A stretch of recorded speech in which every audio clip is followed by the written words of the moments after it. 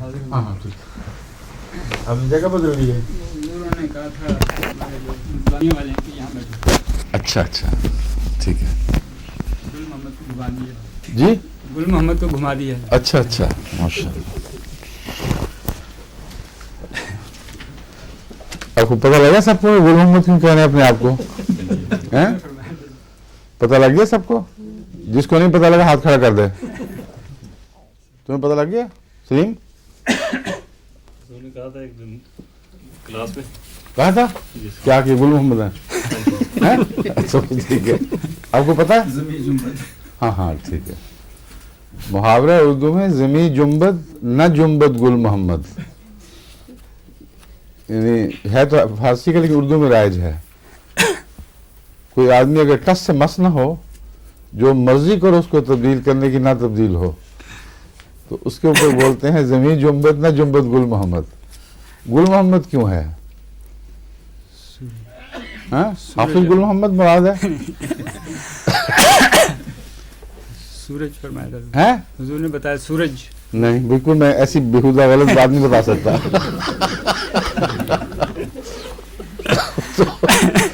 وہ تو سب کو گھومتا ہوا دکھائی دیتا ہے. اس زمانے میں اب تو یہی سمجھا کرتے تھے، تو ہو ہی نہیں سکتا میں نے سورج کہا ہو. قطب ستارے کو گل محمد کہتے ہیں.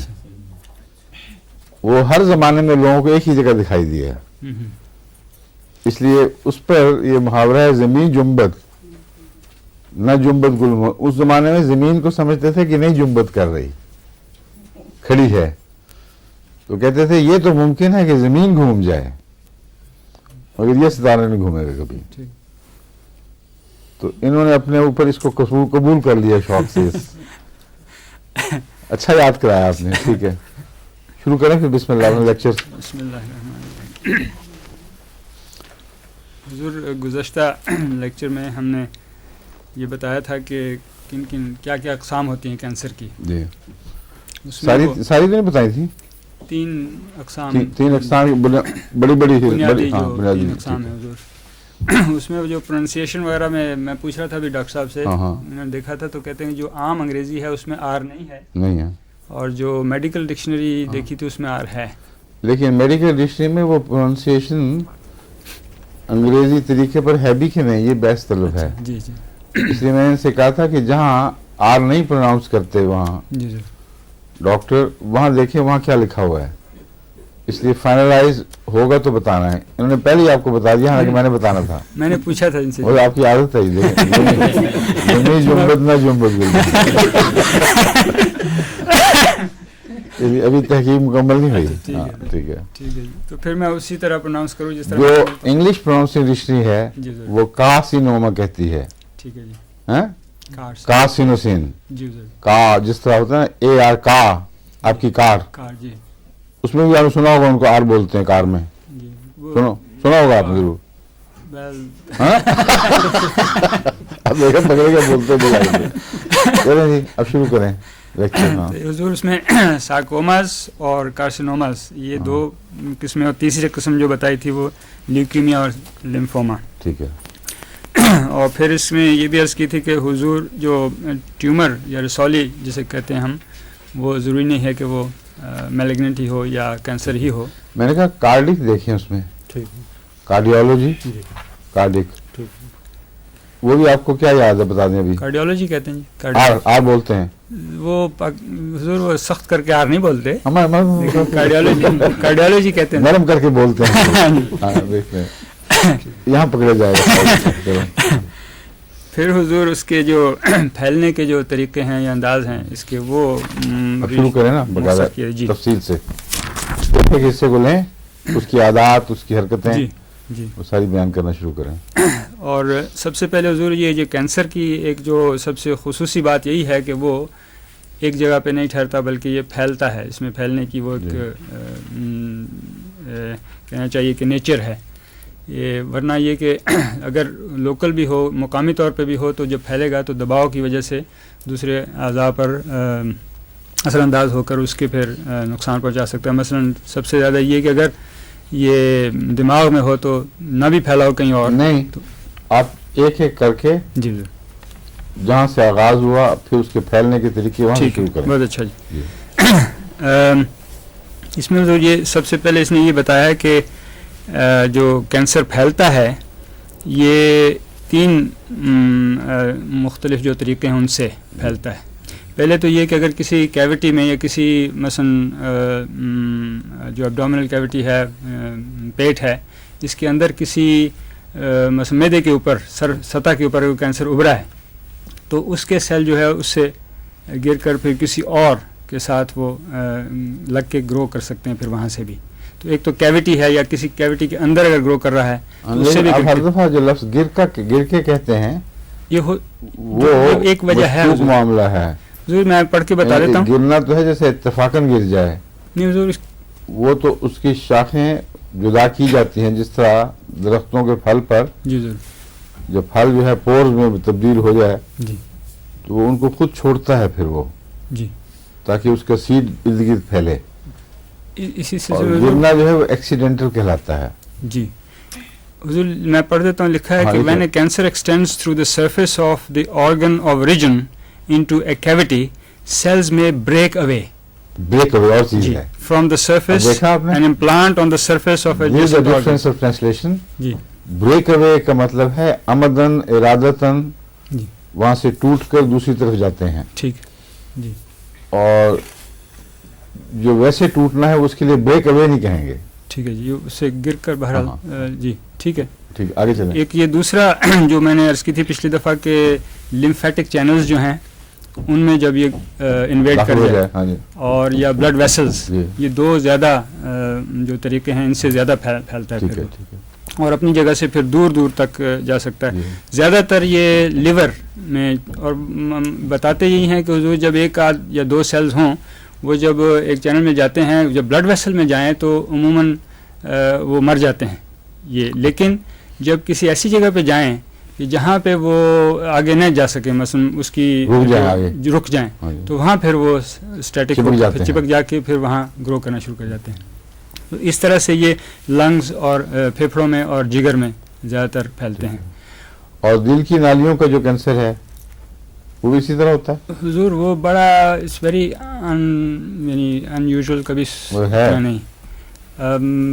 دل کی نالیوں کا کینسر نہیں سنا حضور اتنا وہ اس میں. دل کے مسلس کا کینسر سنا ہوا ہے. ہاں جی ہو سکتا ہے وہ اس میں. ہاں جی لیکن چونکہ حضور دل کی نالی کے کینسر کے متعلق کل ہی مجھے خط ملا. اچھا لیکن ٹریٹمنٹ ہونی تھی, جی ڈاکٹر نے آپریشن کے لیے کھولا اور بند کر دیا کہ یہ ہماری پہنچ سے باہر کا کینسر ہے. ٹھیک. جو نالیاں دل کو جاتی ہیں جن کو ویلوز کہتے ہیں آپ, کورونری اندر نہیں باہر سے جو اندر جا رہی ہوتی ہیں جی شریانے ہوں یا جو بھی ہوں, جی نیلے خون کی ہوں یا ورید اور شریان 2 ہے نا, جی حضور وہ جو نالیاں خون تک پہنچتی ہیں جو جگر دل تک, جی حضور ان کے قریب پہنچنے پر جی دل میں داخل ہونے سے پہلے ٹھیک اس کے اندر ٹیومر کینسر کا ٹیومر ہے. ٹھیک سمجھے؟ اچھا ٹھیک. تو یہ ہو سکتا ہے وہاں بھی. جی ویری ریئر بہت ہے ریئر مگر ہے. ٹھیک ہے جی جی کیونکہ اس کے بھی کیس میں ڈاکٹروں کو پہلے سمجھ نہیں نہ آ رہی تھی. جی جو آپریشن کرنے لگے جی کھول دیا بلکہ کھول دیا جی تو پھر انہوں نے ہاتھ کھینچ لیا کہ نہیں یہ بہت بڑا ناممکن نہیں, بلکہ کہ ہمارے بس کی بات ہی نہیں ہے. یہ جو کینسر نالی کے اندر ہے اس کو ہم ٹچ نہیں کر سکتے. تو یہاں بھی ہوتا ہے دل کے مسلس کو کینسر کھا جاتا ہے. اور ایک آپریشن میں نے دیکھا تھا ایک یہودی کا جو ہمارے احمدی ڈاکٹر آفتاب احمد صاحب نے کیا تھا, وہ پورٹلینڈ اوہایو میں ہیں, اور وہ مشہور دل کے ماہر سرجنز میں سے ہیں. اب ان کی جو 4 آدمیوں کی جو کمپنی ہے جن کا وہ ہاسپٹل بہت مشہور ہے سارے امریکہ میں, اس میں ان کا نام بھی آ گیا, احمد نام بھی ساتھ لکھا جاتا ہے. بہت ہی ایلیبوریٹ حیرت انگیز نظام ہے, بہت ہی دل کو متاثر کرنے والا. ہر آپریشن کی فلم ہے ایک ایک حصے کی, جو چیزیں پکڑی جا رہی ہیں واپس رکھی جا رہی ہیں, اور اس کے کس طرح دل کو انہوں نے عام نظام سے کاٹ کر مشین پر ڈالا ہے اور پھر مشین اس کو ٹیک اوور کر لیتی ہے. تو تمام فلمیں ان کی ڈاکیومنٹڈ ہیں پوری, اور مجھے کہتے جو چاہیں آپ جس قسم کا آپریشن دیکھنا چاہیں میں بھی دکھا دیتا ہوں. اور وجہ یہ بتائی کہ وہاں بہت خطرناک قسم کے عدالتی جھگڑے چل پڑتے ہیں, وہ مقدمے ہو جاتے ہیں ڈاکٹروں پر کہ آپ نے بے احتیاطی سے فلاں چیز وہاں رکھ دی تھی, اس لیے ہو گیا تھا, اس لیے ہو گیا تھا. تو ڈاکٹر بیچارے کو مصیبت ہے خود. وہاں تو بہت برا حال ہوا ہے اس مافیا کی وجہ سے جو انشورنس کے ساتھ مل کر, اور اکثر یہودی قبضے میں ہیں, انہوں نے ڈاکٹروں پر کیا ہوا ہے, مصیبت ڈالی ہے, اور ڈاکٹروں کی انشورنس پہ خود کرتے ہیں. جتنا دباؤ بڑھاتے ہیں اتنا ہی ان کی آمد بڑھتی جاتی ہے, اور اتنا ہی عوام الناس سے ان کی انشورنس بڑھاتے چلے جاتے ہیں, کیونکہ وہ سارے اخراجات کے ذمہ دار بننا ہے. تو نہایت خوفناک چکر ہے جس کو کلنٹن نے توڑنے کی کوشش کی تھی تو نہیں توڑ سکا. اب ایک اور سلسلہ شروع کر دیا انہوں نے نیا, اس سے ڈاکٹر کی آمد گر گئی ہے, اور جو اس کو ری انشورنس کرنے میں جو لازم ہے اس پر, اس کے اخراجات بڑھ گئے ہیں. تو اب وہ ڈاکٹر کہتے ہیں وہاں کوئی مزہ نہیں رہا اب, اور کوئی آمد نہیں. آمد نہیں کا مطلب پتہ کیا ہے کہ ڈاکٹر گل محمد کی آمد سے 10 گنا زیادہ آمد ہو تو وہ کہتے ہیں کوئی آمد نہیں رہی, مزہ نہیں رہا. اس سے پہلے تو وہ منٹ تھی ان کے پاس. باہر جو بھی صورت ہے, وہاں کینسر میں نے دیکھا آپریشن. ایک یہودی تھا جس کے دل کا چوتھا حصہ باقی چھوڑا مسلز کا, اور باقی سارا کاٹ کے الگ کر دیا, اور جہاں جہاں جن جن مسلز میں پھیلا ہوا تھا اس کو انہوں نے کاٹ کے جدا کیا. اور باقی جو تھا وہ کہتے تھے اس کی روزمرہ کی زندگی کے لیے ایڈیشنل بعض سہولتوں کے ذریعے یہ زندہ رہ سکتا ہے اور کمفرٹیبل لائف گزار سکتا ہے. اور آپریشن کے 24 گھنٹے کے, اب مجھے ایگزیکٹ یاد نہیں, چوتھا حصہ نکالا تھا, چوتھا حصہ رہ گیا تھا, غالباً نکالنا تھا, معاف کرنا. چوتھا حصہ دل کا کاٹ کے پھینک دیا تھا, اور 3/4 دل باقی تھا, اور ان کو یقین تھا کہ اس پر یہ عام زندگی بسر کر سکتا ہے. وہ بیٹھا ہوا اخبار پڑھ رہا تھا, اور میں دیکھا, اس کو بات تو نہیں کی, لیکن ڈاکٹر نے دکھائی یہ صاحب ہیں, کوئی اثر نہیں تھا چہرے پہ کسی قسم کا, اور پتہ چلا کہ 24 گھنٹے کے اندر اندر اس کو یہ طاقت آ گئی ہے, اور مشین لگی ہوئی تھی دل کی, مانیٹر ہو رہا تھا ہر جگہ, ہر مریض مانیٹر ہو رہا تھا. پھر وہ اپنے مانیٹر روم میں لے کے گیا مجھے, وہاں بے شمار مشینیں لگی ہوئی ہیں, اس کے اندر ایک صرف ٹرین نرس بیٹھی ہوئی تھی, اور وہ آوازیں بھی آ رہی تھی, اس کی شکلیں بھی ہو رہی تھیں. جس مریض کو خطرہ لاحق ہو اس کا دل دھڑکتا ہوا دکھائی دے رہا ہوتا تھا. سب دل دھڑکتے ہیں, پوری دل کی تصویر آ رہی ہے, کس طرح دھڑک رہا ہے, کس رفتار سے دھڑک رہا ہے. اور اس وقت پھر وہ چیختا ہے وہ آلہ کہ مجھے دیکھو. تو جہاں سے چیخ کی آواز آئی وہ فوراً ان کو کمپیوٹرائز سسٹم میں بٹن دبایا, تو وہ ڈاکٹر جہاں بھی ہے, کسی جگہ سیر پہ گیا ہو, چھٹی پہ ہو, جو اس کا ڈاکٹر ہے اس کو امیڈیٹلی کال چلی جائے گی, اور جو ڈاکٹر وہاں موجود ہے ایمرجنسی میں اس کو بھی چلی جائے گی کہ تم پہنچو. چنانچہ ہمارے ساتھ پھرتے تھے ڈاکٹر صاحب, تو اچانک ان کا وہ بیپر بولتا تھا, تو پتہ لگا کہ فلاں مریض کا یہ ہوا ہے. وہ جو فون کرتے تھے نا امیڈیٹلی, تو پھر یہ فون پہ انسٹرکشن دے دیا کرتے تھے, ضروری نہیں پہنچنے کا, وہ خود یہ بڑے افسر ہیں وہاں خود, کہ فلاں ڈاکٹر کو کہو یہ کام کر دے بس, ٹھیک ہے. تو اس طرح کینسر کا دل کا کینسر میں خود دیکھا ہوا ہے, اس لیے آپ اس کو اتنا ریئر نہ کہیں کہ شاید ہی دنیا میں کسی کو معلوم ہو. وہ کہتی ہے یہ ہوتا رہتا ہے, اٹس ناٹ دیٹ ریئر. یہاں ممکن نہ ہو, مگر وہاں یہ دونوں کیسے امریکہ کے بتا رہا ہوں میں آپ کو, دل کی نالی کا کینسر اور دل کے جو مسکولر سسٹم ہے اس کا عضلاتی نظام, اس کا کینسر. ٹھیک ہے, جو آپ نے فرمایا نا, جو یہ جو انشورنس والا مثال یہاں بھی یہی ہو رہا ہے کہ اچھا, مثلا 1900 جب 70 میں پہلی دفعہ آیا تھا تو 8 پاؤنڈ انشورنس تھی. اچھا, اب بس اب 1750 پاؤنڈ دی میں نے اس سال. ٹھیک ہے, وہ جو اور 8 پاؤنڈ میں نے یہ نہیں پوچھا اس وقت آمد کیا تھی. آمد بھی اسی حساب سے تھی بہرحال, لیکن اتنی نہیں, وہ تو اس حساب سے نہیں بڑھی. اچھا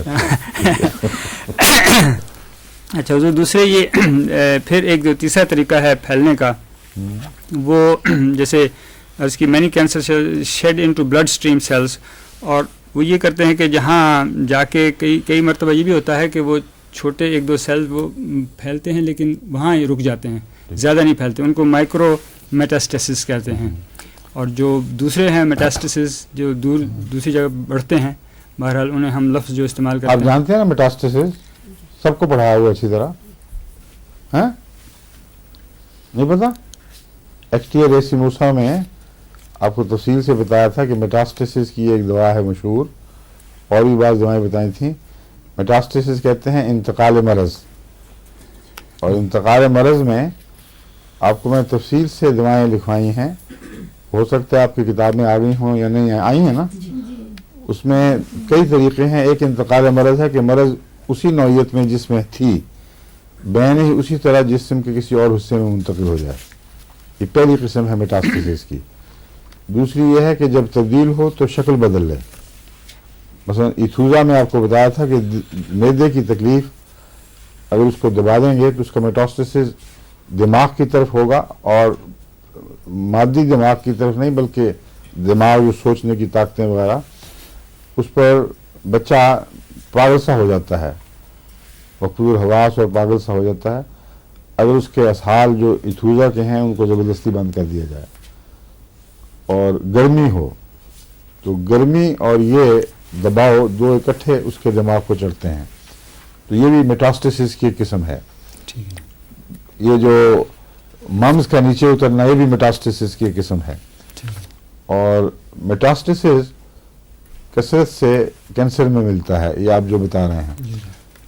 ڈاکٹر صاحب کا مطلب یہ ہے کہ بعض چھوٹے پیمانے پہ میٹاسٹیسس ہوتا ہے جو کسی جگہ جا کے وہ بیٹھ گئے ہیں ذرے، لیکن آگے وہاں پھیل نہیں رہے اور نقصان نہیں پہنچا رہے، زیادہ نقصان نہیں. جی ضرور، بعد میں پھر بڑھتے ہیں کسی وقت. ہاں، جب اس وقت بنیں گے جب اصل جگہ سے توجہ ہٹے گی. یہ بات میں اور سمجھانا چاہتا ہوں. ایلوپیتھی میں تو پتہ نہیں، مگر اطباء نے اس نقطے کو بہت سمجھا ہے اور فائدہ بھی اٹھایا ہے. ہومیوپیتھی میں بھی کہ اگر ایک مرض کسی ایک جگہ اتنا وہاں متحرک کر دے نظام کو، اپنی طرف توجہ کھینچ لے، ہجان سے پیدا کرے اور اپنی طرف توجہ کھینچے، تو سارا دفاعی نظام اس کی طرف منتقل رہتا ہے. اگر ویسی مرض یا کوئی اور خوفناک مرض کسی اور جگہ ہو تو وہ حرکت میں نہیں آئے گی. پھر یہ مرض اپنی طرف توجہ کھینچی رکھتا ہے اور وہ خاموش ہو جاتا ہے حصہ. جب اس کو آپ بند کریں گے، اس کو ٹھیک کریں گے، تو پھر وہ پہلا ایکٹیویٹ ہو جائے گا. اس کو سپریس کریں گے تو کینسر میں بھی اس سے ملتی جلتی چیزیں ہیں. یہی ہے نا. حضرت خلیفۃ المسیح اول رضی اللہ تعالیٰ عنہ نے ایک دفعہ ایک سل کے مریض کا علاج خود ناسور کھود کے اس کے پاؤں میں سل کا علاج کیا، اور وہ جو سل جو تیزی سے پھیل رہی تھی، جب وہ ناسور تکلیف دے وہاں پاؤں میں پیدا ہوا تو وہ سل پھیلنا بند کر دیا اور ساری اس کی سل کی تکلیفیں خاموش ہو گئیں. تو حضرت خلیفۃ المسیح اول رضی اللہ تعالیٰ عنہ نے اس نقطے سے خود فائدہ اٹھایا، ڈیمونسٹریٹ کر کے دکھایا ہے کہ جسم میں ایک حصے پر اگر جسم کی توجہ مبذول کرا دی جائے تو دوسرے حصے میں بیماری خاموش ہو جاتی ہے. اس لیے بعض بیماریوں کو رہنے دینا چاہیے اگر اندرونی خطرناک بیماری کوئی موجود ہو. جب بند کریں گے تو وہ بھڑک اٹھے گی. پھر اب فرمائیں آپ. اب یہ سمجھ آئی حضور کی بات بڑی اچھی طرح، ورنہ انہوں نے یہ لکھا ہے حضور کہ they may remain dormant for many years only to begin to grow again as recurrent cancer for reasons unknown. اب یہ انہوں نے unknown لکھا ہے، لیکن وہ جو حضور بڑی ان میں ایک ریزن یہ ہے. ٹھیک ہے جی. ایک ریزن یہ ہے. دوسری ریزن اس کی انڈون ریزن میں سے یہ ہوتی ہے کہ جو اکانومی ہے انسان کی وہ گر جائے. اکانومی سے مراد ہے کہ اس کے اندر پوری طاقت جو نظام کو سہارا دینے کی، صحت مند غذا اور اس کے جو پیدا ہونے والی مختلف کیمیا وغیرہ جسم میں رہتی ہیں، ان کے بیلنس کو ہومیوپیتھک میں بھی اکانومی کہتے ہیں. اگر اکانومی گر جائے تو وہ دبی ہوئی چیزیں جو خاموش بیٹھی ہیں اٹھ کھڑی ہوں گی. یعنی کسی ملک میں اگر نظام ملک میں کمزوری واقع ہو، جیسے قرآن کریم نے حضرت سلیمان کے زمانے کی بات بیان فرمائی ہے جب جن لوگوں کو یہ پتہ چلا کہ سلیمان نہیں رہے اور ملک میں افراتفری پیدا ہو گئی ہے، وہ غیر صالح حالت ہے جس میں بغاوت اٹھتی ہے، تو اس صورت میں بھی کینسر اٹھ کھڑے ہوتے ہیں اور بعض اور امراض، یہ اس کی دوسری صورت ہے۔ تیسرا یہ ہے کہ کوئی وقتی انگیخت ہو جائے، اکانومی تو ٹھیک ہے لیکن وقتی طور پر کوئی ایسی غذا مثلا کھاتا ہے یا ایسی اور بیماری لاحق ہو جاتی ہے جو اس کو انگیخت کر دیتی ہے، تو چھیڑ بیٹھے ہیں ایک دفعہ تو پھر وہ اٹھ کھڑا ہوتا ہے۔ تو یہ اور ایک دو اور چیزیں ایسی پاسبل ہیں جن کے متعلق میں نے غور کیا ہوا ہے اور وہ ٹھیک نتیجہ ہے، میں نے جہاں تک تجربہ کیا بالکل اسی طرح ہوتا ہے۔ جیسے حضور میں نے بھی پڑھا ایک جگہ کہ مثلا اگر کوئی یہ دوائیاں جو استعمال کرتے ہیں کینسر کو ٹریٹ کرنے کے لیے، ان میں بھی اگر انیمیا ہو تو وہ دوائیاں اتنا نہیں کام کرتی، پہلے ان کو ٹھیک کریں، بالکل ٹھیک ہے، جیسے حضور فرمایا اکانومی اگر ٹھیک کریں تو پھر وہ کام کرتی ہیں۔ ٹھیک ہے، تو یہ واقعی درست بالکل۔ آگے اچھا حضور آگے کہتا ہے کہ ایک ہم یہ کہتے ہیں دیکھتے اس طرح ہیں کہ کون سا جو اس وقت کینسر ہے وہ زیادہ خطرناک ہے اور کون سا نہیں ہے۔ ایک ہی کینسر کی قسمیں، پہلے تو اسٹیجنگ کرتے ہیں کہ ایک اسٹیجنگ تو یہ ہے کہ جو چھوٹا کہتے ہیں 3 ملی میٹر، 1 انچ سے ذرا 1 انچ کے قریب ہو تو اس کو اسٹیج 1 کہہ دیتے ہیں، ایک ہی جگہ پہ ہو۔ اچھا، اگر 3 لوکلائز جی اسے کہتے ہیں یہ اسٹیج 1، کہیں اور پھیلا نہیں ہوا۔ پھر اگر یہ 3 ملی میٹر سے بڑھ جائے اور کسی ساتھ والے عضو کے اوپر کوئی اثر انداز ہونا شروع ہو جائے تو اسے اسٹیج 2 کہہ دیتے ہیں، وہ دباؤ ڈالنا شروع کر دیں۔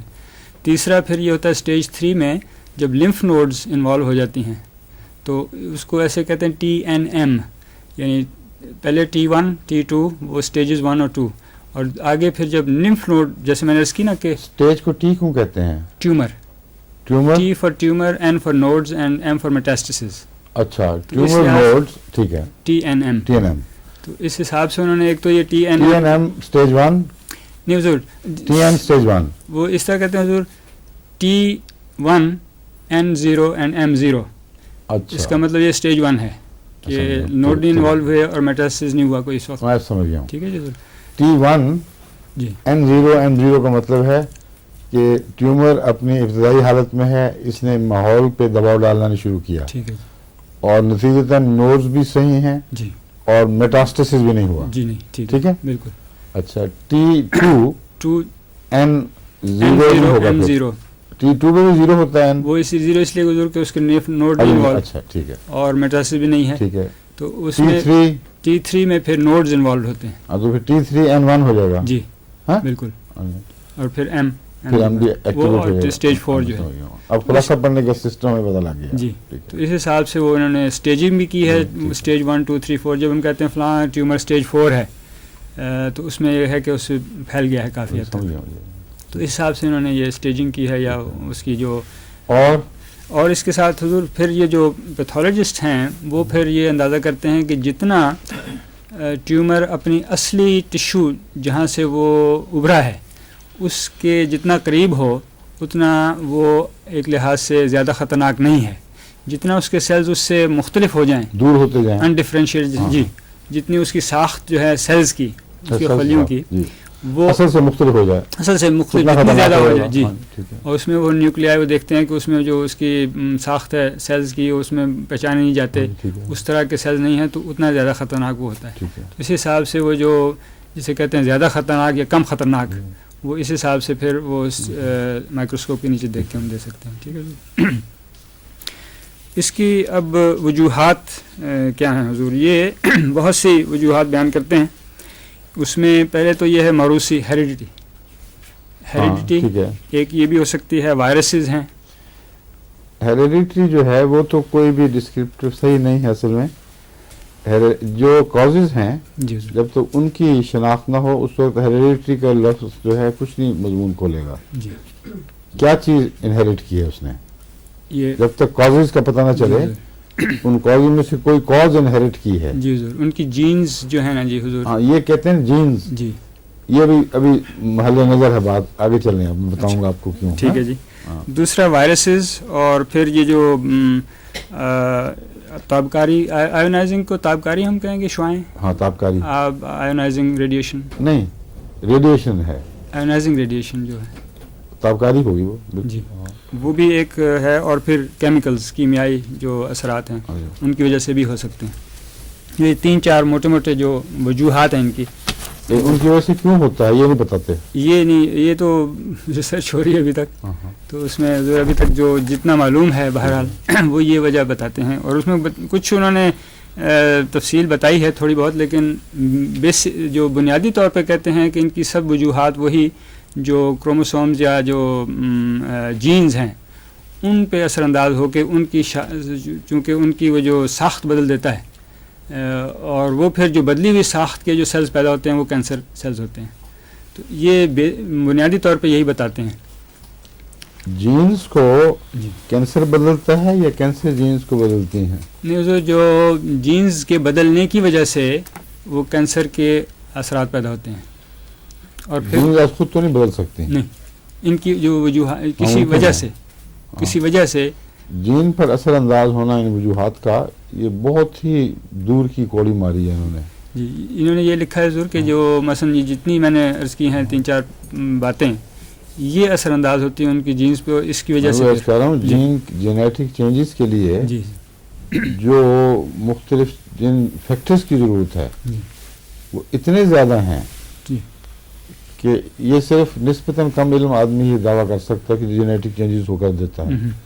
کیونکہ جو ماہرین ہیں اس کے چوٹی کے وہ کہتے ہیں کہ اگر لوگوں کو پتہ چل جائے کہ کتنی تبدیلیوں کی ضرورت ہے جین کے اندر تبدیلی کی, تو وہ اتنا بڑا چانس ہو جاتا ہے کہ اس کا مائنڈ بانگلی ہے. وہ چونکہ جن لوگوں کو پورے فیکٹرز کا نہیں پتا کس طرح اثر ہو رہا ہوتا ہے جین کے اوپر, وہ سوچ نہیں سکتے. اب جو جین میں مختلف پروٹینز ہیں اور بعض ڈی این اے نہیں, وہ تو جین کے اندر ہی ہوتی ہے نا. ڈی این اے پروٹین ڈی این اے کے اندر جین ہوتی ہے.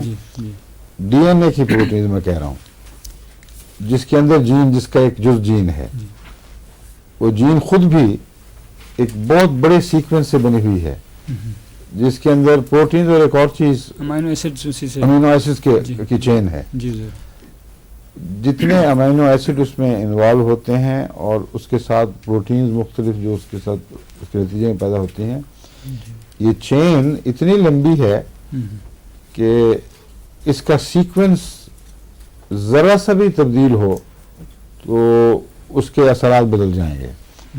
لیکن اس کے سیکوینس کو تبدیل کرنے کے لیے جو فیکٹرز ہیں وہ بے شمار اور ان نون ہے.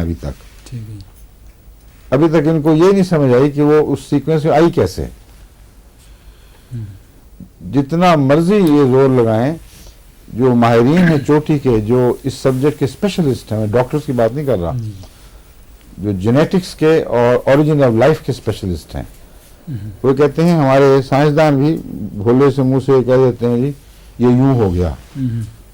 تو ایک ایسا ماہر ہے جس نے کہا یوں ہو گیا کہ میں کھول کے بتاتا ہوں یہ کیسے ہو سکتا ہے. آخری نتیجہ یہ نکالتا ہے کہ یہ ہونے کے لیے اس کے پیرالل فلاں چیز بھی یوں ہونی ضروری ہے, اور وہ انڈیپینڈنٹ ہو نہیں سکتی جب تک یہ اس کے ساتھ یہ بھی پہلے نہ ہو. تو دونوں پہلے کیسے ہو گئے؟ اور اتنے کمپلیکیٹڈ پیرالل سفر ہیں کہ ایک سائنسدان آخر وہ کہہ دیتا ہے کہ یہ تو سوائے اس کے کوئی اس مسئلے کا حل نہیں کہ یہ معلوم کیا جائے کہ مرغی پہلے تھی کہ انڈا پہلے تھا.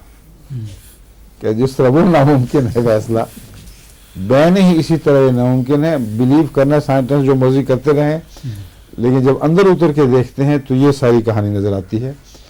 اس لیے بعض تو یہ پڑھ کر خاموش ہو کے آگے گزر جاتے ہیں, اور بعض ایسے ہیں جو پھر بول پڑتے ہیں, کہتے ہیں ہمارے نزدیک سوائے اس کے کہ ایک کانشیس کریٹر ہو جو سارے آپریشن کو کنٹرول کر رہا ہے, یہ ہونا ناممکن ہے. کوئی سائنس کی تشریح اس کے لیے کافی نہیں. بعض لوگ یہ بتاتے ہیں کہ جو اگر اتفاقات کرو کہ اتفاقات سے ہوئے تو اتنے اتفاقات کی ضرورت ہوگی کہ یہ جو عرصہ ہے ایوولوشن کا یہ 1 بلین ہے سال, اس کی بجائے ایک کے ارد گرد 1 ٹریلین زیرو لکھیں جو ایٹرنٹی کا تصور بھی نہیں جیسا ہو سکتا اس کا بھی نہیں ہو سکتا. اتنی دفعہ کائنات کی کوشش کی جائے بنانے کی ان جینز کو اور گر جائے اور پھر بنائے پھر گر جائے پھر گر جائے پھر جا کے شاید کہا جائے کہ ممکن ہے. مگر 1 ٹریلین زیرو تو ناقابل یقین چیز ہے. کوئی عام آدمی کا سوائے چوٹی کے میتھمیٹیشین کا کوئی تصور پہنچ نہیں سکتا. وہی تصور اس طرح پہنچتا ہے کہ مطلب سمجھ گیا کہ کیا چیز ہے کتنا ناممکن ہے. اس کائنات کی عمر کے متعلق 1 اور اس کے ساتھ 34 زیرو لگتے ہیں صرف 32 33 34 تو یہ 20 بلین کی عمر ہے. اگر 34 زیرو کے بجائے ٹریلین زیرو لگا دیں آپ تو سوچیں کہ کیا چیز بن گئی. اس لیے سب سے جو جینز کا جو قصہ ہے جو ڈاکٹر یا پولو سے مجھ سے بات کرتے ہیں نا بالکل بے محل بات کر رہے ہیں. ان کو پتہ ہی نہیں کہ وہ کیا کہہ رہے ہیں اور اس کے لیے کیسی تبدیلیوں کی ضرورت ہے. وہ اس لیے کہتے ہیں کہ ہوا ہوگا تو ہو گیا نا, ہو سکتا تھا تو ہو گیا بس. اس سے زیادہ ان کو کہنے کا حق نہیں ہے. یہ کہ تبدیلیاں ہو گئی ہر آدمی کو پاگل بنا دیتے ہیں کہ جس طرح معمولی سی بات ہے جین کو تبدیل کر دیا تو وہ ہو گیا. وہ فیکٹرز اور ہیں جن کا گہرا علم نہیں ہے. خدا تعالیٰ نے ان کے انسانی زندگی میں ان کو رکھا ہوا ہے. اس لیے جب تک اصولی طور پر یہ فیصلہ نہ کریں کہ کینسر کی نیچر کیا ہے, کیوں پیدا ہوتا ہے, جین سے بندے بغیر بات نہ کریں اس تک نہیں چلتا. میں جو بات کہہ رہا ہوں چوٹی کے ماہرین اس کے آنکولوجی کے جو دنیا میں مسلم ہیں ان سے بات کرنے کے بعد آپ کو بتا رہا ہوں. وہاں سے گھنٹہ گفتگو ہوئی ہے.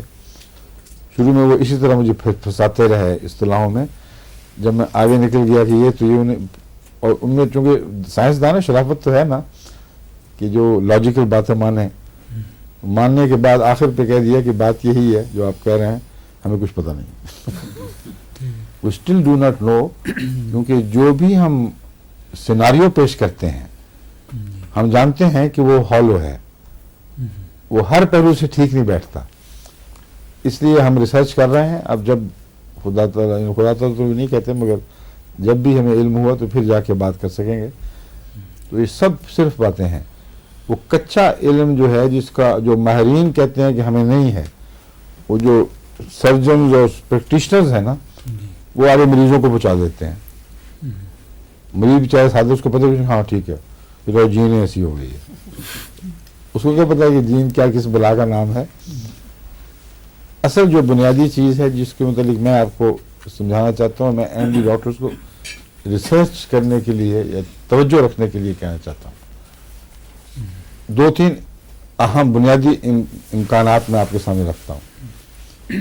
ایک تو یہ ہے کہ یہ جو جسم کا حصہ جس کو آپ کینسر کا حصہ کہتے ہیں اس کے اندر ایک باغیانہ اینٹیٹی یعنی وجود پیدا ہو جاتا ہے, اور وہ باغیانہ وجود آپ کے جسم کا حصہ نہیں ہے. وہ ایک ایسا حصہ ہے جیسے پیراسائٹ قبضہ کر لیتا ہے وہ جسم کا حصہ مادی لحاظ سے, لیکن اس کی آئیڈینٹی اور آپ کی آئیڈینٹی میں فرق ہے. آپ کے مفادات اور اس کے ٹکراتے ہیں آپس میں. اس لیے جب وہ پھیلتا ہے اور اسے زبردستی روکنے کی کوشش کی جاتی ہے تو وہ اس طرح عمل کرتا ہے گویا وہ سب کچھ جانتا ہے. یہ محتاط ترین زبان ہے جو میں استعمال کر سکتا ہوں, اور اس زبان پر کسی آج تک ماہر نے مجھ سے اختلاف نہیں کیا کہ آپ کی یہ بات درست ہے. وہ گویا اپنی الگ زندگی رکھتا ہے اور وہ گویا دماغ رکھتا ہے اور وہ گویا ایک الگ اپنا وجود کا احساس رکھتا ہے, اور اس پر حملہ ہونا برداشت نہیں کر سکتا. جب تک اس کو چھوڑیں اپنے حال پر پنپتا رہے گا اور بالآخر اتنا طاقتور ہو جائے گا کہ آپ کی اکانومی کو وہی چوس جائے گا, آپ ختم ہو جائیں گے. اس لیے بے بسی کی حالت ہے. اگر آزاد چھوڑ دیں کہ اس کو تنگ نہ کرو تو وہ پھیلتا رہے گا, اور اس کے اندر یہ زیادہ طاقت ہے کہ آپ کا جسم اس کی خدمت پر معمور ہو جائے، بجائے اس کے کہ جسم جو غذا کھاتا ہے، خون بناتا ہے، دوسری دوائیں بناتا ہے، وہ جسم کی نشو و نما پر استعمال ہوں۔ تو دوسرے معنوں میں یہ ایک قسم کا مارشل لا ہے جو بنایا اس لیے، یہ فوج بنائی اس لیے گئی تھی کہ وہ اس کے سیاسی نظام اور اقتصادی نظام اور دوسرے آزاد معیشت کے نظام یا سوشل سسٹمز کے نظام کی حفاظت کریں، اور تمام تر جو مقصد ہے، ڈیموکریسی ہو یا جو بھی ہو، وہ شہریوں کی بلا تقسیم بلا تفریق ایسی حفاظت کرنا کہ ان کے حقوق ان کو پہنچتے رہیں۔ یہ ہے بہترین تصور ایک حکومت کا، جس کو قرآن کریم میں فرماتا ہے کہ وَإِذَا حَكَمْتُمْ بَيْنَ النَّاسِ أَن تَحْكُمُوا بِالْعَدْلِ، تو حکومت کو جو بھی نام رکھنا رکھ لو، اس شرط سے اگر الگ نہیں ہوگے تو خدا کے نزدیک وہ اسلامی حکومت ہے۔ جب حکومت کرو تو عدل سے کرو بس، اور اتنا مکمل یہ نظام ہے اپنی ذات میں عدل کہ اس کے بعد کوئی تکلیف ہو ہی نہیں سکتی کسی کو، کالا حکومت کرے، گورا کرے، ہندو کرے، سکھ کرے، اگر وہ عدل کا محافظ ہو گیا ہے تو کسی قوم کے لیے کوئی شکوے کی جا نہیں ہے۔ اپنے رنگ کا ظالم اس سے ہزارہ بدتر ہے بنسبت اس کے کہ غیر رنگ کا عادل ہو۔ تو یہ قرآن کریم نے فرمایا ہے تم جو بھی پارٹی کا نام رکھ لو تمہاری مرضی ہے، مگر عدل کی شرط نہ چھوڑو تو کوئی حرج نہیں۔ تو یہ نظام عدل کا جو تعلق ہے، اس میں جب فوج آ کے بیٹھتی ہے تو سب سے پہلا حملہ نظام عدل پر ہوتا ہے، بجائے تمام ذرائع بقا کے قوم کی طرف بحیثیت مجموعی اور ان کی عدلی حالت کو قائم رکھنے کے لیے استعمال کرنے کی بجائے ساری قوم کے تمام ذرائع آمد اس فوج کی حفاظت، اس کی بقا کے لیے صرف ہوتے ہیں جو ان پر آقا بن کے بیٹھ جاتی ہے اور وہ اس کے غلام بن جاتے ہیں۔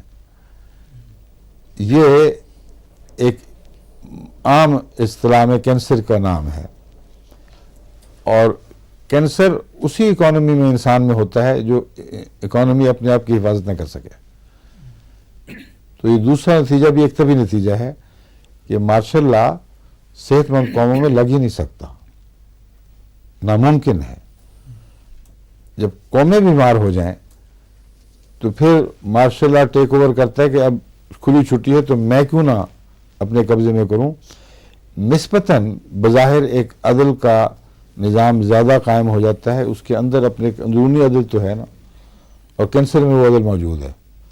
اپنے ذروں کی حفاظت، اپنے ذروں کے لیے سب کچھ استعمال کرنا، اندرونی طور پر ایسا توازن رکھنا کہ ایک دوسرے سے مخالف نہ ہوں اور مارشل لا کے اندر اندرونی انقلاب نہ آئے۔ جہاں وہاں عدل ٹوٹے وہاں پھر اندرونی انقلاب آتا ہے۔ پھر تو بنیاد وہی ہے عدل کی جو کینسر میں بھی ملتی ہے۔ جسم کا نظام عدل جب بگڑتا ہے پھر کینسر کو سر اٹھانے کا موقع ملتا ہے، اور جب ایک دفعہ یہ قبضہ کر لے تو سارے جسم کی اکانومی کو اپنی بقا کے لیے استعمال کرتا ہے۔ اس لیے یہ ڈائلیما ہے جس کو آج تک ڈاکٹر حل نہیں کر سکے کہ اگر کینسر ہو گیا ہے تو ہم زبردستی اس کو ٹھیک کرنے کی کوشش کریں کہ نہ کریں۔ اگر نہیں کریں گے تو ان کے نزدیک موت لازم ہے، اور رفتہ رفتہ یہ اس کا بڑھنا ایک ایسی سٹیج تک پہنچ جائے گا جب دکھ دینا شروع کرے، جس کو آپ سٹیج 2 کہتے ہیں، جس میں اس کا دباؤ اس کی وجود کا احساس دلاتا ہے، ورنہ اپنی ذات میں یہ اسی طرح آپ کا خون کھا رہا ہے، چوس رہا ہے جس طرح جسم کا حصے چوس رہے ہیں۔ خون چوسنا تکلیف کا موجب نہیں ہے۔ آپ جتنا مرضی اپنے جسم کے لیے اپنی طاقت کو استعمال کریں، آنکھیں بناتا ہے، ناک، ہونٹ، ہر چیز کے لیے وہ طاقت دیتا ہے، وہ پروسیس تکلیف دہ نہیں ہے۔ لیکن اگر آنکھ بڑھنی شروع ہو جائے اور اپنے تھیلے سے باہر نکلنے لگے پھر تکلیف شروع ہوتی ہے۔ اگر ناخن جہاں رہنے چاہیے اس سے آگے نکلنا شروع ہو جائیں تو پھر تکلیف ہوتی ہے۔ تو کینسر فی ذات ہی تکلیف نہیں ہے، कैंसर का गैर मामूली वजूद इख्तियार कर जाना, जब ये खाएगा तो फिर बोझ बनेगा, जब इकोनॉमी पे बोझ बने तो फिर इकोनॉमी के वो हिस्से दुखने लगते हैं। जैसे एनीमिया हो गया। एनीमिया इस बात की अलामत है कि जितनी ग़िज़ा की तुम्हारे अंदर ताकत है उसमें दो वजूद नहीं पल सकते, या माशाल्लाह पलेगा या कौम पलेगी। तो माशाल्लाह ताकतवर है, कौम कमज़ोर है, वो पल रहा है, और जितना वो बड़ा होता जाए उतनी उसकी ग़िज़ाई ज़रूरियात बढ़ती जाती हैं, और जितना वो बड़ा होता जाता है उसका माहौल पे दबाव बढ़ता जाता है। ये दो चीज़ें हैं जो तकलीफ़ का मूजिब बनती हैं।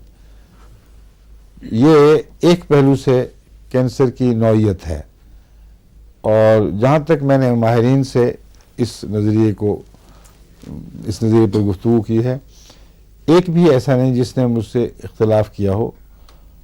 वो जो इल्म रखते हैं ये तजवीज़ उनके इल्म के ऐन मुताबिक पाई मैंने।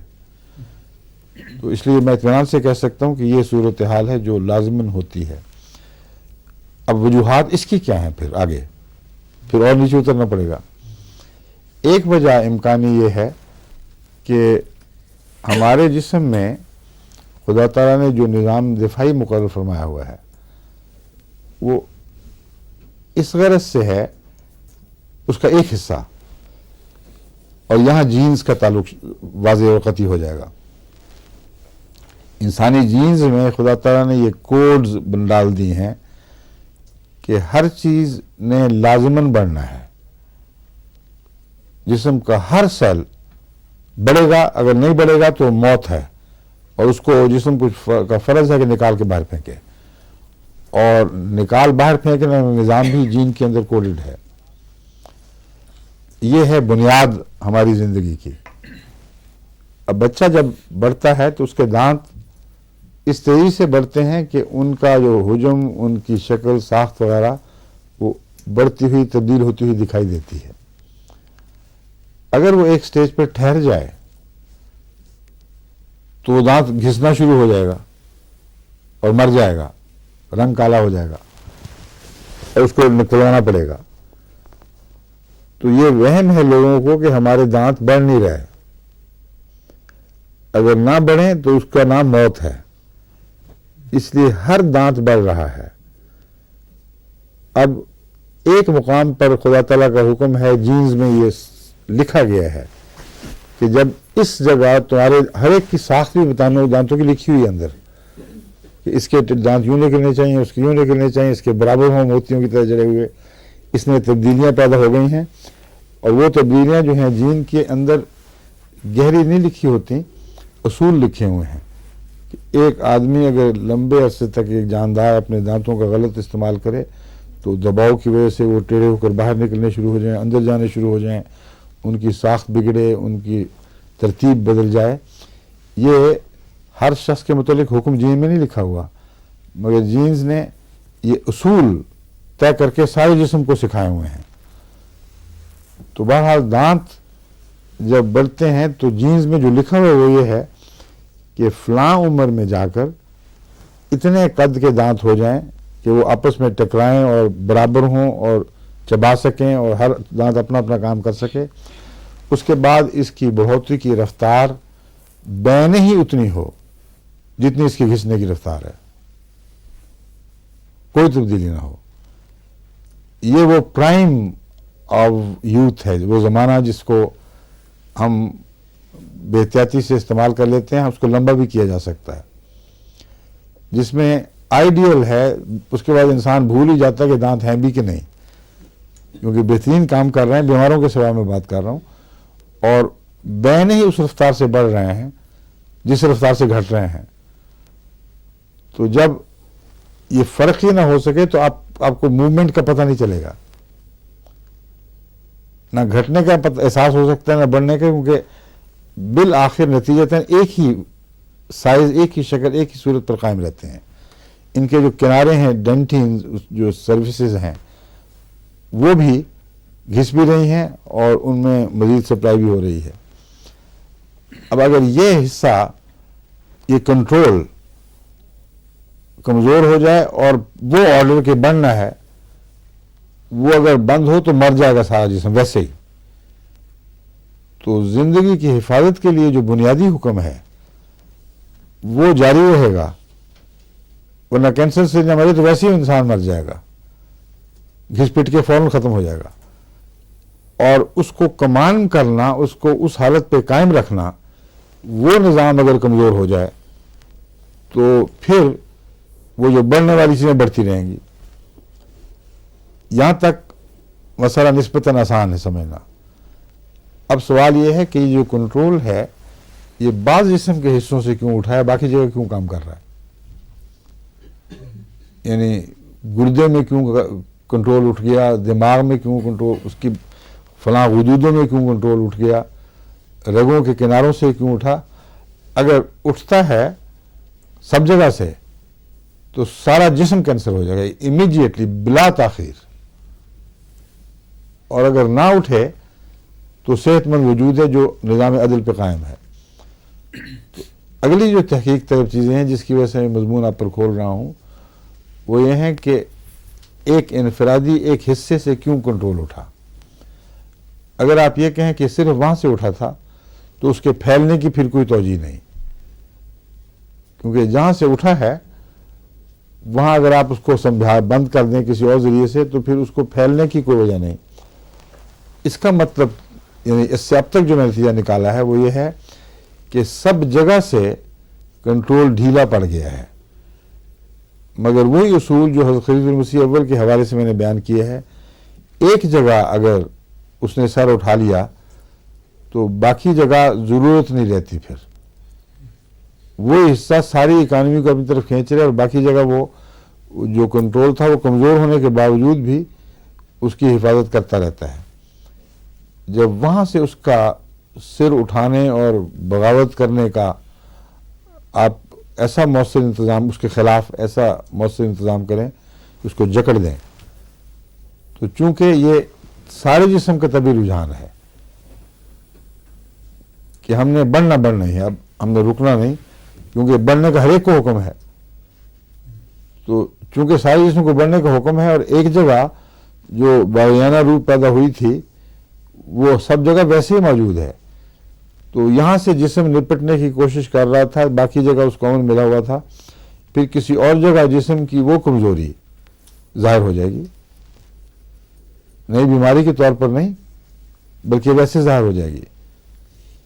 अब ये जो हिस्सा है इसके अंदर मज़ीद फिर कॉम्प्लिकेशंस पैदा होती हैं।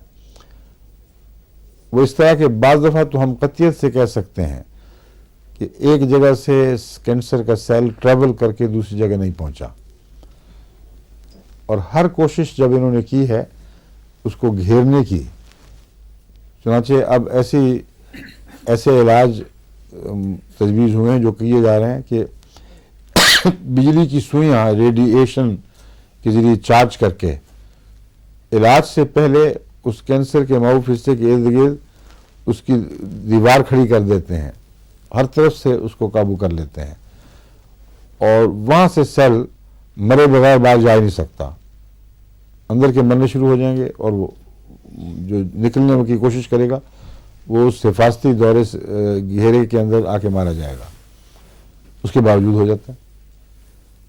इसलिए ये नज़रिया कि लाजमन वहाँ से कोई बीज टूटे और दूसरी जगह, ये गलत। और वही अब शक्ल एक आखिरी रह गई कि सारा जिस्म बढ़ने के लिहाज से उसी तरह जैसे ये कैंसर बढ़ रहा था, कैंसर का कसूर नहीं है, वो जीन्स का जो हुक्म है उसके ताबे जिस्म ने बहरहाल बढ़ना ही बढ़ना है। जो दिफाई ताकत थी वो इतनी नहीं रही कि सारे हिस्सों की बैक वक्त हिफाजत कर सके, इसलिए जहाँ हिफाजती निज़ाम कमज़ोर पड़ा है वहाँ कैंसर उभर आया है, जहाँ नहीं वहाँ कैंसर नहीं उभरता। अब एक जगह जब दिफाई निज़ाम को बज़ाहिर बाहर से ताकत मिली है तो अमलन वो दिफाई निज़ाम की कामयाबी नहीं बल्कि बैरूनी इमदाद का सहारा दिया गया है। जब ये सूरत हाल हो तो दिफाई ताकत और कमज़ोर पड़ जाती है, क्योंकि उसके ज़रिए अमल नहीं करवाया गया। इसलिए फिर एक जगह नहीं बल्कि बाद में 2-3 जगह ये बागियाना अमल उठ खड़ा होता है, और यहाँ भी सिर उठा लिया, वहाँ भी सर उठा लिया, एक जगह कैंसर दबाया 10 जगह ज़ाहिर हो गया। तो ये लाजिम नहीं है कि उसके बीज पहुँचें, और बीज का सिलसिला इसके अलावा है, क्योंकि ये जो बीज हैं ये वैसे ही मुंतकिल होते रहते हैं। आपके जिस्म के अंदर जो खुलिये बढ़ने वाले हैं वो सारे वहाँ नहीं रहा करते हमेशा। दांत के खुलिये भी जो बढ़ने वाले हैं बसा औक़त खून में शामिल हो जाते हैं, लिम्स में शामिल हो जाते हैं। हर उज़्व के बढ़ने वाले खुलिये, ये गलत तस्वुर है कि वो एक ही जगह जकड़े हुए हैं, वो भी फैलते हैं कैंसर की तरह, एक तबी अमल है। लेकिन चूंकि हर जगह उनको इजाज़त नहीं है फैलने की, और उनके अंदर जीन में जो ये लिखा हुआ है तुमने फ़लाँ माहौल में फ़लाँ जगह वहाँ रह कर काम करना है, इसलिए बाकी जिस्म उनको कबूल ही नहीं करता, इजाज़त ही नहीं देता। तो ये एक तबी निज़ाम है जो इस तरह वैसे ही जारी है। अगर इस नज़रिए को मज़ीद तहकीक करके तस्लीम कर लिया जाए तो ये जो ताज्जुब था कि एक बागियाना रूह अलग पैदा हो गई, इसकी ज़रूरत नहीं रहती फिर। कि इंडिपेंडेंट बागियाना रूह अपने वजूद के एहसास के साथ, ये एक बहुत ही मुश्किल काम है समझना। इसलिए मेरे नज़दीक ये जो दूसरा है इसका पहलू है, ये उस मुश्किल को का एक बाईपास उसको कर देता, उसका एक हल है कि अलग बागियाना रूह नहीं है। वो बागियाना रूह जिसको हम कहते हैं वो ज़िंदगी की रूह है, और ज़िंदगी की रूह को कायम रखने वाली जो खुदा ताला ने सिफ़ात अता की थी उनको हमने खा लिया, उनको कच्चा कर दिया, और उसके नतीजे में फिर वो बढ़ोतरी की रूह आपके ख़िलाफ़ इस्तेमाल होनी शुरू हो गई। और एक जगह जब आपने मदद करके उस बढ़ोतरी की रूह को काबू कर लिया, कुचल दिया, तो वो बढ़ोतरी की रूह कुचली नहीं जा सकती। उसको निज़ाम, सेहतमंद निज़ाम अपनी हालत पे कायम रख सकता है बस। तो पहले यहाँ चूँकि दवाइयों ने ज़बरदस्ती कुचला है, तो सेहतमंद निज़ाम के अंदर और कमज़ोरी वाक़या हुई है, और अब उसको निज़ाम ज़िंदगी की बढ़ोतरी की रूह पर कमान वैसी नहीं रही। इसलिए जिस वजह से पहले कमान टूटी थी उस वजह से और जगह भी टूट जाएगी। तो वो बुनियादी वजह जो कमान टूटने की है वो बिल आखिर इम्यूनोलॉजी के ऊपर जाके ख़त्म होगी इस नज़रिए की रूह से। इंसान का वो इम्यून सिस्टम जो अंदरूनी तवाज़ुन में भी काम कर रहा है, बैरूनी हमलों से भी बचा रहा है, जब वो कमज़ोर पड़ेगा तो फिर लाज़िमन बीमारियां और कैंसर टाइप की बीमारियां जिस्म के सेहतमंद हिस्सों से निकलेंगी, गोया उनके अंदर मौजूद थी। तो ये जो रसूल सल्लल्लाहु अलैहि वसल्लम ने फरमाया कि शैतान हर खून में, हर शख्स के खून में गर्दिश कर रहा है, वो दरअसल मुसलमान भी हो सकता है। चुनांचे रसूल सल्लल्लाहु अलैहि वसल्लम फरमाते हैं कि मेरा शैतान मुसलमान हो गया। मुसलमान का मतलब है जो निज़ाम ने उसके लिए मकामात तजवीज़ किए थे, जो दायरे बनाए थे, जो सड़कें बनाई थीं, वो उन पर ही अब रहता है और दूसरी जगह कदम नहीं रखता। उसको मुसलमान बनाने के लिए एक ताकतवर नफ्स की ज़रूरत है जो उसको काबू रख के वहीं रखे। बस उसकी शैतानी, उसकी ताकत में कोई फ़र्क नहीं पड़ता अमलन। वो निज़ाम जिसने उसको हिफाजत से बाज़ रस्तों पर चलाना था, उसमें जब रखना पड़े तो वही वजूद शैतान के तौर पर दिखाई देता है, उसकी ज़ात में तब्दीली नहीं है। बस हज़रत सल्लल्लाहु अलैहि वसल्लम का मामला और अंबिया का मामला इस तरह समझ में आता है कि खुदा ने कोई गैर मामूली रियायत करके उनके अंदर कोई तभी तब्दीलियाँ नहीं पैदा की कि उनको शैतान मुसलमान हो जाए, बाकियों का ना हो। उनका रूहानी निज़ाम जो कैंसर के ख़िलाफ़ उसी तरह मुदाफ़ियत में हर वक्त काम कर रहा है जिस तरह जिस्मानी सेहत के वक्त निज़ाम दिफाई काम करता है, उसने वो ऐसी सेहत हासिल, ऐसा तवाज़ुन हासिल कर लिया है कि वो जो बढ़ने की ताकत है वो उनके काम में आती है, मुखालिफ नहीं होती। बस हज़रत मसीह अलैहिस्सलाम ने जो इस्लामी उसूल की फ़िलासफ़ी में तफसील पेश की है उसके बहुत से हिस्से हैं जो अभी लोग नहीं समझते। एक ये भी मजमून बयान है کہ وہ صلاحیتیں جو تمہارے ہاں خوفناک نتائج پر منتج ہوتی ہیں، ایک سالے وجود کے اندر وہ صلاحیتیں مرتی نہیں بلکہ نہایت مفید کاموں میں صرف ہو رہی ہیں. اور اس قسم کا کوئی بھی شیطان خدا نے پیدا نہیں کیا جو کلیتاً منفی کردار کے لیے ہو. بس نفس امارہ جو ہے وہ بظاہر ایسا شیطان ہے جو صرف برائیاں کرتا ہے، لیکن وہ برائیاں ایسی ہیں جن کی آپ کو ضرورت ہے اگر وہ محدود رہیں اور بالا نظام کے تابع رہیں. چنانچہ حضرت مسیح صلی اللہ علیہ وسلم نے لکھا ہے خدا تعالیٰ کی طرف لفظ غضب بھی منسوب ہوا ہے، انتقام بھی منسوب ہوا ہے.